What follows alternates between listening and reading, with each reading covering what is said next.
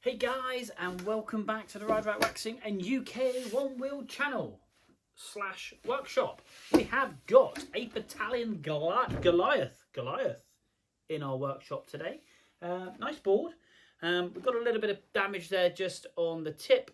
We're going to get that tidied up. I'll get some epoxy popped in here, on here, and we've got a gouge just there to stop any moisture getting in on the top of the board and starting to separate it. So we'll get that done first.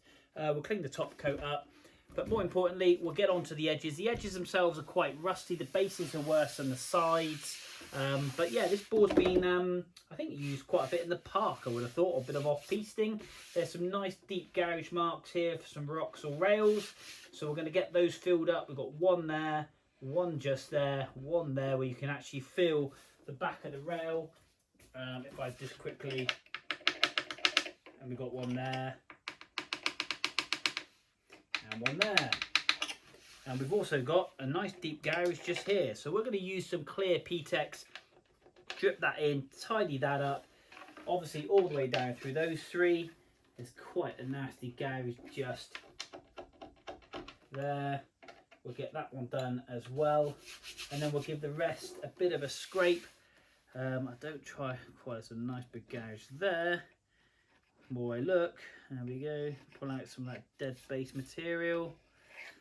We'll get this looking good though, we'll get this looking good. I try not to use too much Ptex if possible, and there's just scrapes and rail marks, which is ace. I love it, I love it. It means it's been used properly, so fair play to the owner of this one. Oh, we've got a bit of a side core there as well, so we'll get that some epoxy in there and get that sorted as well. So we're going to get on and get this board fully detailed. It's nice to have a snowboard in the workshop, to be honest. I do tend to get a lot of skis, not that I mind skis, but yeah, being a snowboarder myself, it's nice to see and touch my hands on different snowboards, because it's always interesting, because obviously when you buy a snowboard, you never know quite what you want from it until you've got it and you ride it. I've got a Jeremy Jones all-mountain twin and my arbor board. I do love my arbor board. I've gone from camber to rocker. I'd say this is a camber board by the looks of the profile of it.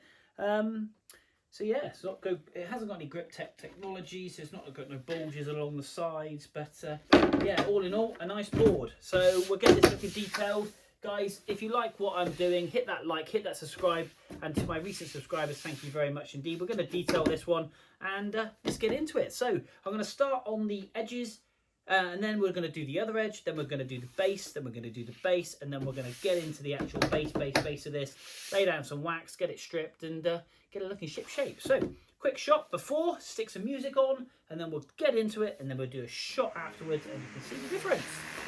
Let's go.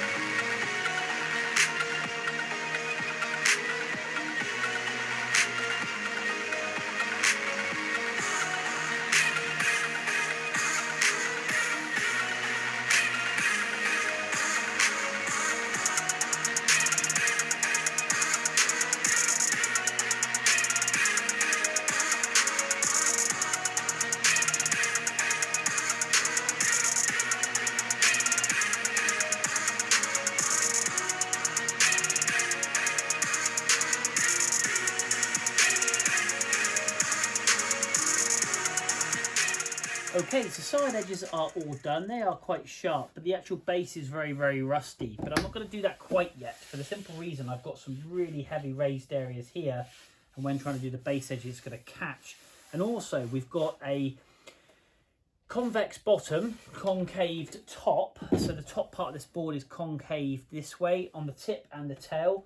Definitely a park board, absolutely, because this drops off quite considerably, and the inner part of the B here, I don't know if you can see that on the board, is quite a heavy camber on that.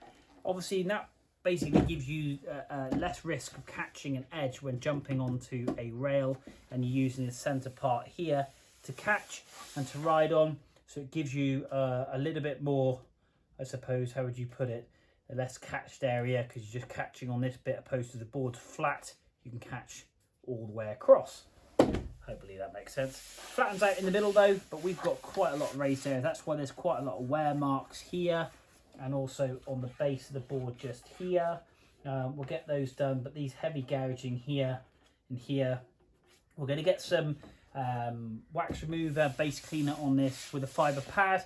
We're going to clean all this up. Once it's all cleaned up, we can survey the damage. We've got another nasty gouge here. We'll lay some Ptex down, let that dry, get that scraped off, as well as scraping the whole base of the board, making it sure it looks ship-shape and tidy and smooth. And then we'll do the base edges, and then we'll lay down some wax. So I'm going to pop you on time lapse. Let's clean this up. Let's get some Ptex in. Let's get the base scraped, and then once we've done that, we'll get onto the edges.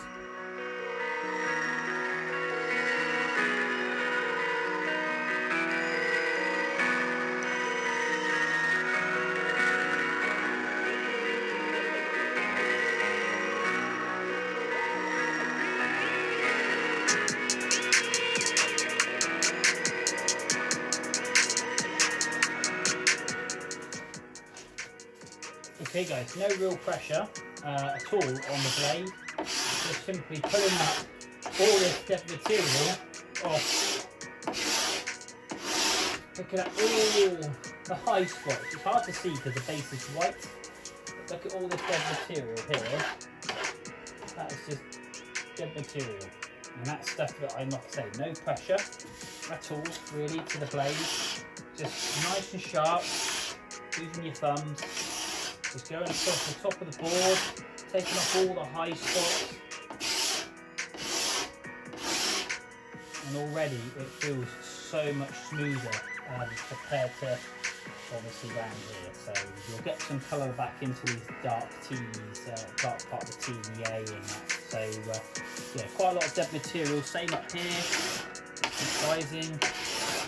Just come this way, work your way across the board.